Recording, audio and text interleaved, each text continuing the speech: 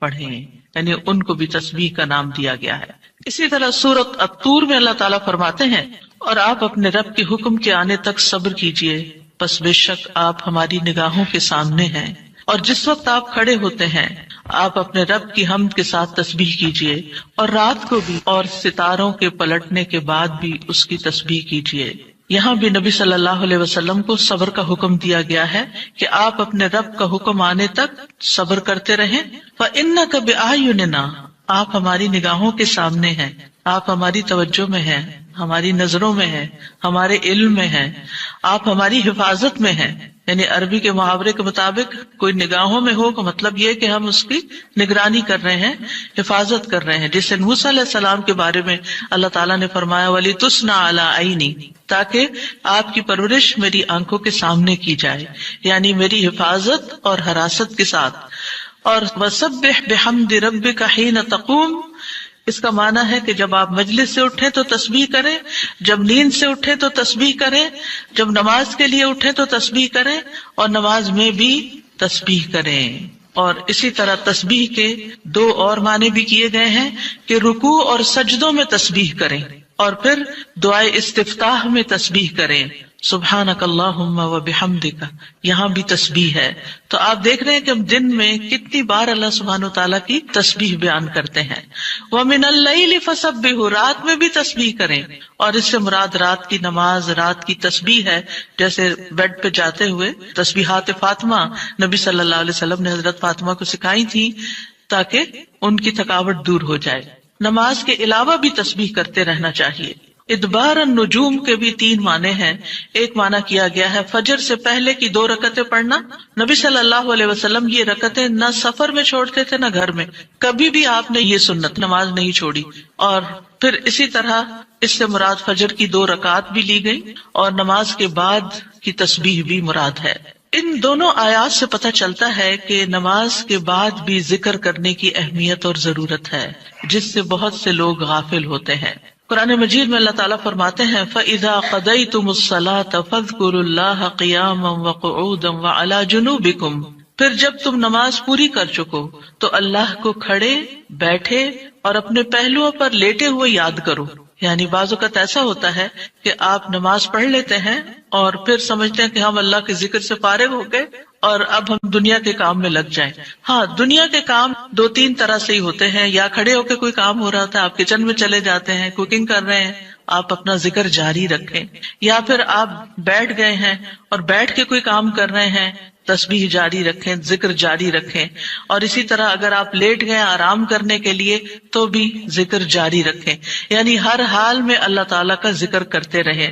اسی طرح سورۃ جمعہ میں اللہ تعالیٰ فرماتے ہیں فَإِذَا قُضِيَتِ الصَّلَاةُ فَانتَشِرُوا فِي الْأَرْضِ وَابْتَغُوا مِن فَضْلِ اللَّهِ وَاذْكُرُوا اللَّهَ كَثِيرًا لَعَلَّكُمْ تُفْلِحُونَ، پھر جب نماز پوری کر لی جائے تو زمین میں پھیل جاؤ اور اللہ کے فضل سے تلاش کرو، یعنی اپنے دنیا کا کام کاروبار کرو اور اللہ کو بہت یاد کرو، یعنی اپنے بزنس آورز میں بھی، اپنی جاب پر بھی اللہ کو نہیں بھولنا۔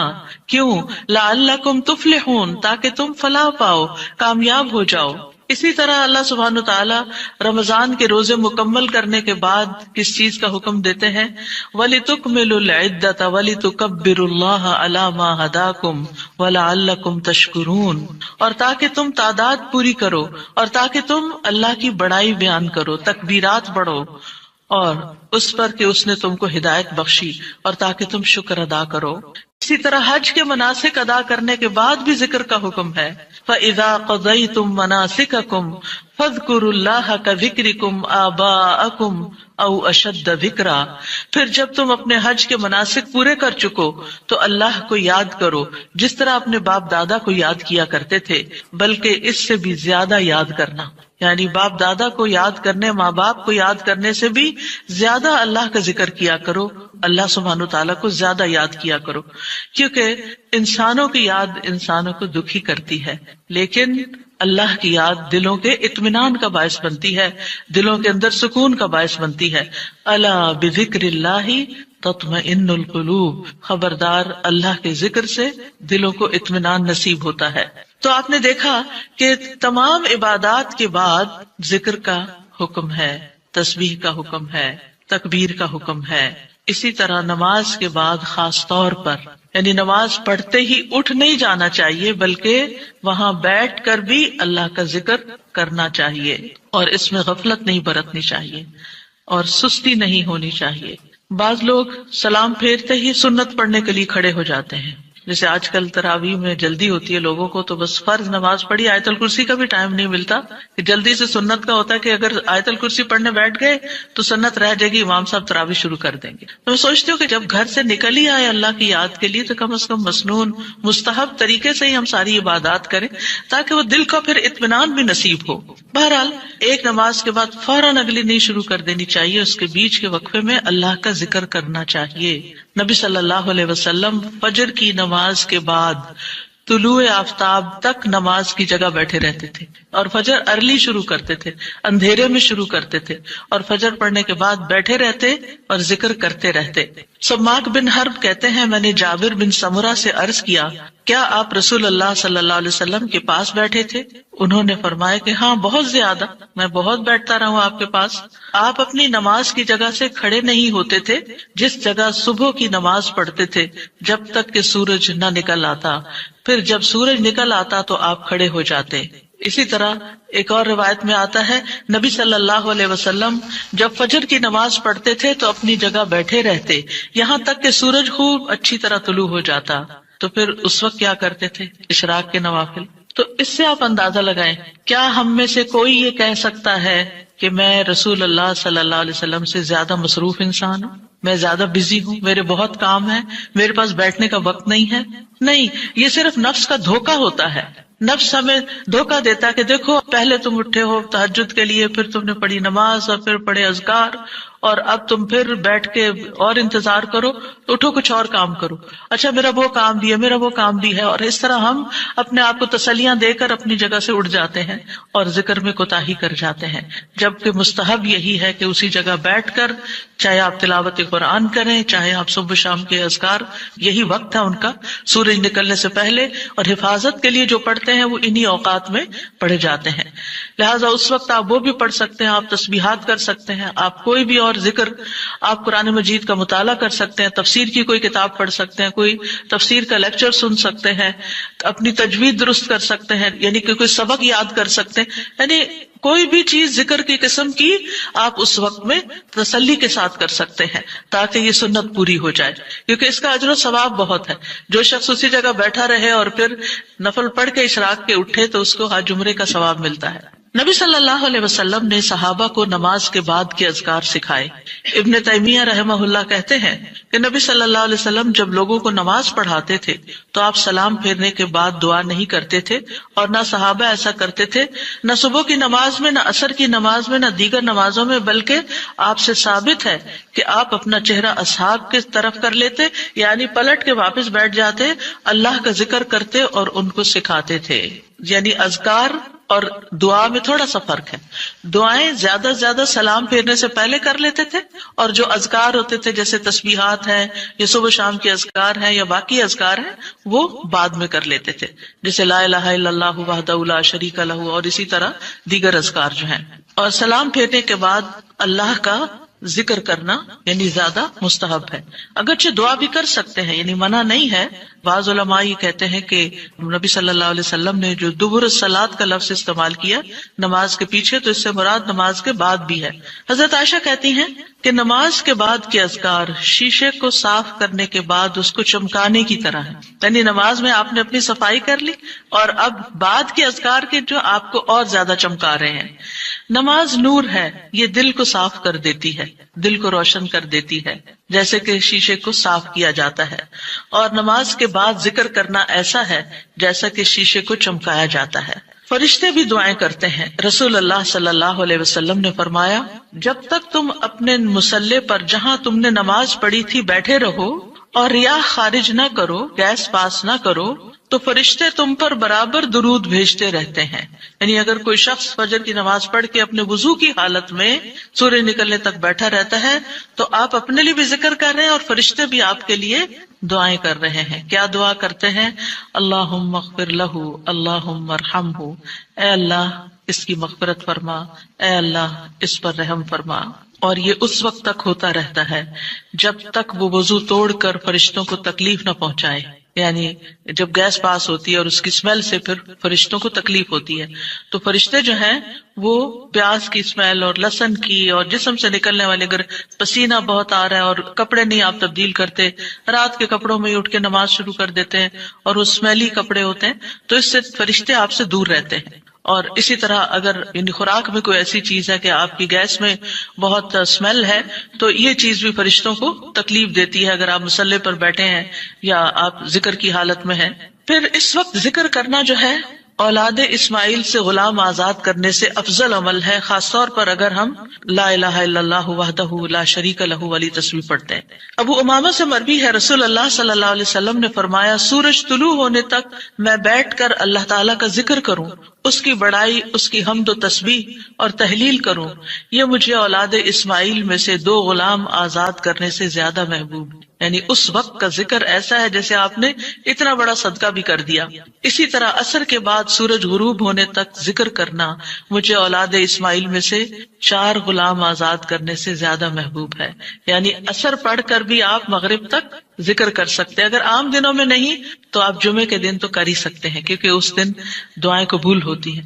لیکن عموماً ہم اپنی غفلت اور سستی کی وجہ سے کوئی اور کام شروع کر دیتے ہیں اور ہم ان قیمتی اوقات کی قدر نہیں کرتے، ہماری پرائرٹیز نہیں ہوتی. یعنی انسان کو جب پتہ چلتا ہے کہ یہ بزنس کا پیک آور ہے تو وہ کیا کرتا ہے، اس وقت کہیں اور سیر کو چلا جاتا ہے؟ نہیں، اس وقت وہ سارے کام چھوڑ کر اس کام کی طرف متوجہ ہو جاتا ہے جو اس کو سب سے زیادہ فائدہ دینے والا ہے. تو اسی طرح بعض سلف صالحین کہتے ہیں کہ ہم نے جمعے کے دن عصر کے بعد مغرب تک جو دعا کی ہماری قبول ہوئی. یعنی یہ قبولیت دعا کا خاص وقت ہوتا ہے.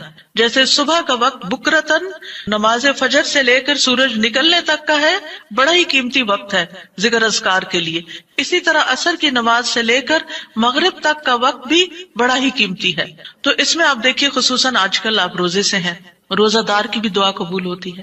اور اس میں بھی امت کے نیک لوگوں کا طریقہ یہی رہا ہے کہ وہ روزہ کھلنے سے پہلے سارے کام چھوڑ دیتے تھے اور ذکر اذکار میں مصروف ہو جاتے تھے، دعائیں کرنے میں مصروف ہو جاتے تھے. تو آپ بھی اپنے لیے کچھ پلان اس طرح کریں کہ جمعے کا دن اور ہم کم از کم رمضان کا مہینہ عصر کا وقت جو ہے اس سے پہلے پہلے اپنے کام ختم کر کے مصلی پہ بیٹھے یا کرسی پہ بیٹھے یا لیٹنا چاہتے تو لیٹ جائیں، کیونکہ پہلی آیت یہی بتائی گئی تھی نا کہ آپ کھڑے یا بیٹھے یا لیٹے ہر حال میں اللہ کا ذکر کر سکتے ہیں. الذین یذکرون اللہ قیاما وقعودا وعلی جنوبہم، وہ جو اللہ کا ذکر کرتے ہیں کھڑے بیٹھے اور لیٹے، جس بھی پوزیشن میں آپ کرنا چاہیں آپ ذکر کر سکتے ہیں. اور اس میں تسبیح کیجئے، حمد و ثنا کیجئے اللہ تعالیٰ کی اور دعائیں مانگیے. اور الحمدللہ ہمارے پاس کتابوں کی شکل میں دعاؤں کا اتنا پیارا ذخیرہ ہے جو مسنون اوتھینٹک دعائیں قرآن و سنت سے ہم نے جمع کی ہیں. اگر زبانی یاد ہے تو بہت ہی اچھا کہ دل لگا کے زبانی پڑھے، اور اگر زبانی یاد نہیں تو ان کو کھول لیجئے اور پڑھنا شروع کر دیجئے. اور صرف پڑھتے نہ جائیں، اس وقت کوئی قرات کا وقت نہیں ہے، یہ مانگنے کا وقت ہے. دیکھ دیکھ کر اس طرح پڑھیں دعا کو جیسے آپ مانگ رہے ہیں اللہ تعالیٰ سے. تو انشاءاللہ آپ کے دین دنیا آخرت کے سارے مسائل حل ہوں گے اور ایک پرامن پرسکون زندگی بسر کریں گے اگر ان اوقات کی آپ قدر کر لیں. کیونکہ جو قبولیت کے اوقات ہیں ان کو گنوانا نہیں چاہیے، ان کو ہاتھ سے جانے نہیں دینا چاہیے. آپ صبح فجر کے وقت مثلا اگر رمضان میں ہر روز 1 سپارہ پڑھتے ہیں، آدھا سپارہ فجر کے بعد پڑھ لیں، آدھا سپارہ عصر کے بعد پڑھ لیں. تو اس طرح بیلنس بھی ہو جائے گا، آپ کا دل نہیں گھبرا. کیونکہ ہمارا نفس جو ہے نا وہ اتنا آزاد منش ہے کہ وہ کہیں ایک جگہ بیٹھنے کی قید قبول نہیں کرتا. وہ بار بار ہمیں کہتا ہے اچھا فون چیک کر لو، اچھا وہ کر لو وہ کر لو، اور توجہ اور یکسوئی سے ہمیں ذکر اذکار نہیں کرنے دیتا. تو اس کو ٹیم کرنے میں، اس کو ڈسپلن کرنے میں وقت لگے گا. لیکن ونس ایک دفعہ آپ عادی ہو گئے، آپ نے اس گھوڑے کو قابو کر لیا، آپ نے اس کو بٹھا لیا. جیسے بچے کو بٹھانے میں مشکل ہوتی ہے لیکن جب بیٹھ جاتے پھر بیٹھ جاتے ہیں. تو پھر انشاءاللہ آپ دیکھیں گے کہ آپ کے لیے یہ گھڑیاں بڑی پر لذت ہو جائیں گی. آپ ان گھڑیوں کو انجوائے کریں گے. آپ کا اور زیادہ دل چاہے گا کہ کاش یہ اور لمبی ہو جائیں.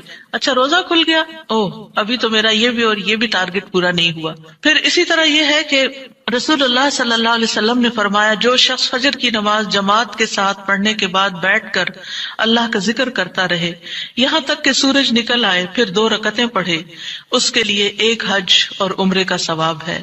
انس فرماتے ہیں پھر رسول اللہ صلی اللہ علیہ وسلم نے 3 بار فرمایا، پورا پورا پورا، یعنی پورا ثواب حج عمرے کا، پورا ثواب حج عمرے کا، پورا ثواب۔ یعنی آپ سوچئے کہ حج عمرہ کرنا کوئی آسان کام ہے؟ مشکل کام ہے، جس میں مال بھی انوالو ہے، آپ کے ایفرٹ بھی، آپ کا گھر چھوڑنا بھی، سب کچھ۔ لیکن اگر آپ کو ایک مصلی پہ بیٹھ کے اتنا بڑا اجر و ثواب ملتا ہے تو اور کیا چاہیے۔ صرف بات ہے اپنے نفس کو منانے کی، اپنے دل کو اور اپنے آپ کو ڈسپلن کرنے کی، اور ایک دفعہ آپ نے شروع کر لیا، اور اگر نہیں ہو پا رہا تو اللہ سے دعا کریں کہ اللہ تعالیٰ توفیق دے دے، اللہ تعالیٰ آسان کر دے، تو انشاءاللہ آپ کے لیے آسانی بھی ہو جائے گی۔ پھر اسی طرح نبی صلی اللہ علیہ وسلم نے فرمایا، اللہ تعالیٰ فرماتا ہے کہ میں اپنے بندے کے ساتھ ہوتا ہوں جب وہ مجھے یاد کرتا ہے اور میری یاد میں اپنے ہونٹ ہلاتا ہے۔ اور ایسے لوگ جو ذکر میں آگے ہوتے ہیں وہ درجات میں بھی بہت آگے ہیں، سبقت لے جانے والے ہیں، فالسابقون السابقون ہیں۔ رسول اللہ صلی اللہ علیہ وسلم نے فرمایا، مفردون سبقت لے گئے۔ صحابہ نے پوچھا، یا رسول اللہ مفردون کون ہوتے ہیں؟ آپ صلی اللہ علیہ وسلم نے فرمایا، جو اللہ کے ذکر میں مشغول رہتے ہیں، یعنی ہر وقت ان کا دھیان اپنے رب کی طرف ہوتا ہے، کیونکہ ذکر میں دل میں بھی یاد ذکر کہلاتا ہے، زبان سے کچھ بولنا بھی ذکر ہے، اور اس کے علاوہ قرآن کی تلاوت، نماز، یہ ساری ذکر کی قسمیں ہیں۔ یعنی کچھ فارمل ہے، کچھ انفارمل ہے، کچھ خبر ہے یعنی جیسے تسبیحات وغیرہ ہوتی، کچھ میں دعا ہوتی ہے، طلب ہوتی ہے، اللہ تعالیٰ سے اپنی حاجت مانگتے ہیں، یہ ساری چیزیں ذکر میں شمار ہوتی ہیں۔ اب آ جاتے ہیں ہم نماز کے بعد کے اذکار کے متعلق، اور یہ اذکار بھی آپ کو اس کتاب میں ملیں گے، نماز کے اذکار، یعنی نماز کے اندر کے ذکر بھی اور نماز کے بعد کے بھی۔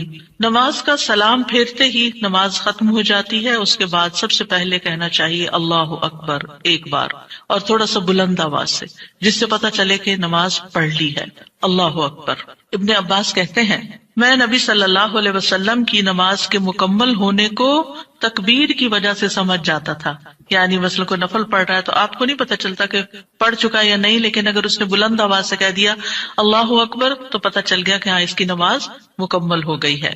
کیوں اللہ اکبر کہیں؟ کہ اللہ ہر چیز سے بڑا۔ آپ دیکھیں ہم نے نماز کا آغاز کس سے کیا تھا؟ اللہ اکبر سے کیا تھا، اور نماز میں کئی بار ہم نے اللہ اکبر کہا، اور اب نماز کے اختتام پر بھی اللہ اکبر، رمضان کے اختتام پر بھی اللہ اکبر، یعنی اللہ کی تکبیر بیان کرنا۔ اللہ سبحانہ وتعالیٰ قرآن مجید میں فرماتے ہیں، اتل ما اوحی الیک من الکتاب واقم الصلاۃ ان الصلاۃ تنہی عن الفحشاء والمنکر ولذکر اللہ اکبر واللہ یعلم ما تصنعون۔ کتاب میں سے جو آپ کی طرف وحی کیا گیا ہے اس کی تلاوت کیجیے اور نماز قائم کیجیے، بے شک نماز بے حیائی اور برائی سے روکتی ہے، اور یقیناً اللہ کا ذکر تو سب سے بڑی چیز ہے، اور اللہ کو معلوم ہے جو کچھ تم کرتے ہو۔ تو اللہ کا ذکر سب سے بڑی چیز، اور اس ذکر میں اللہ کو سب سے بڑا قرار دینا سب سے بڑی چیز۔ اور نبی صلی اللہ علیہ وسلم اور پھر صحابہ کا طریقہ بھی یہی تھا کہ آپ فرض نمازوں کے بعد ذکر کرتے اور آوازیں بلند کرتے، یعنی نماز کے بعد کا ذکر جو ہے اس میں آواز اونچی ہوتی ہے۔ ابن عباس اس بات سے معلوم کر لیتے کہ لوگوں نے سلام پھیر لیا ہے کیونکہ وہ ان کے ذکر کی آواز سنتے تھے، یعنی مطلب یہ ہے کہ نماز کے بعد اللہ اکبر بھی اونچی آواز میں، استغفر اللہ استغفر اللہ استغفر اللہ یہ بھی ذرا اونچی آواز میں، یعنی ایک ہوتا ہے سری ذکر یعنی دل ہی دل میں پکارنا، اور ایک ہوتا ہے جاہری جس میں یہ ذکر جو نماز کے بعد ہوتا ہے اس کو تھوڑا اونچی آواز میں کرنا چاہیے، اور جس طرح وتر ختم ہونے کے بعد سبحان الملک القدوس سبحان الملک القدوس سبحان الملک القدوس ذرا اونچی آواز میں کہنا چاہیے۔ تو نبی صلی اللہ علیہ وسلم اس ذکر کو ہمیشہ اونچی آواز میں کرتے تھے، ٹھیک ہے، یعنی آپ کی اقتداء، آپ کی پیروی ہر معاملے میں یہ عبادت کے درجات کو بڑھا دیتی ہے۔ اور اس میں ہم یہ بھی دیکھتے ہیں کہ صحابہ کرام جو تھے وہ نبی صلی اللہ علیہ وسلم کی صرف سنت کو نہیں سیرت کو بھی آگے بیان کرتے تھے کہ آپ نے کوئی کام کیا اور کس طریقے سے کیا، مثلا ذکر کیا اور کس طرح کیا، بلند آواز سے کیا یا آہستہ آواز سے کیا، بیٹھ کر کیا یا کھڑے ہو کر کیا۔ اور پھر آپ دیکھیے کہ نماز کے بعد اذکار جو ہیں وہ زیادہ پسندیدہ ہیں، یعنی دعاؤں کی نسبت زیادہ اذکار، ٹھیک ہے. اور پھر اسی طرح آپ دیکھیے کہ دوسرا ذکر جو آپ کریں گے وہ ہے استغفر اللہ 3 بار. استغفر اللہ استغفر اللہ. ثوبان کہتے ہیں رسول اللہ صلی اللہ علیہ وسلم جب اپنی نماز سے فارغ ہوتے تھے تو 3 مرتبہ استغفار فرماتے تھے، 3 بار استغفار کرتے. ولید کہتے ہیں میں نے اوزائی سے پوچھا آپ استغفار کس طرح فرمایا کرتے تھے؟ تو انہوں نے کہا آپ فرماتے تھے استغفر اللہ استغفر اللہ. اب نماز پڑھ لی ہے، استغفر اللہ کیوں؟ اس لیے کہ ہم تو نماز کا حق بھی ادا نہیں کرتے.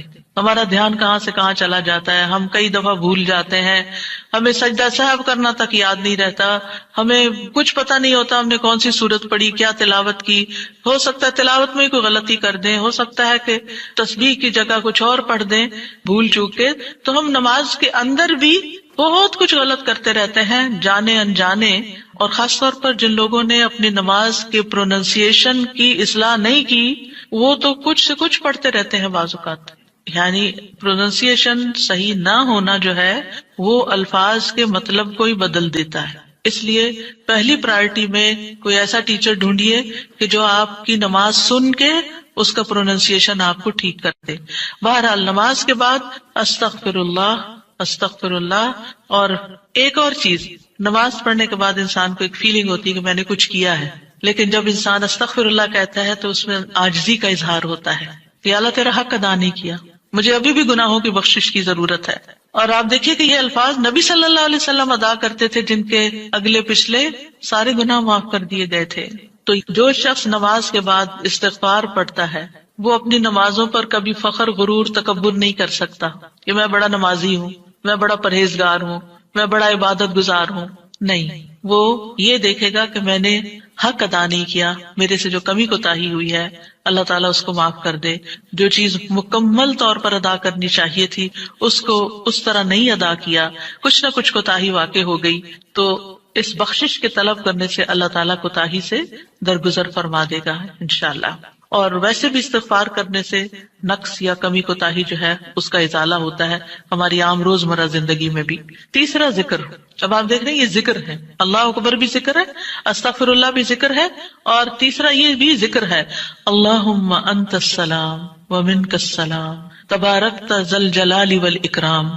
اے اللہ تو سراپا سلامتی ہے اور تجھی سے سلامتی حاصل ہوتی ہے، تو بڑی برکتوں والا ہے اے جلال و اکرام والے.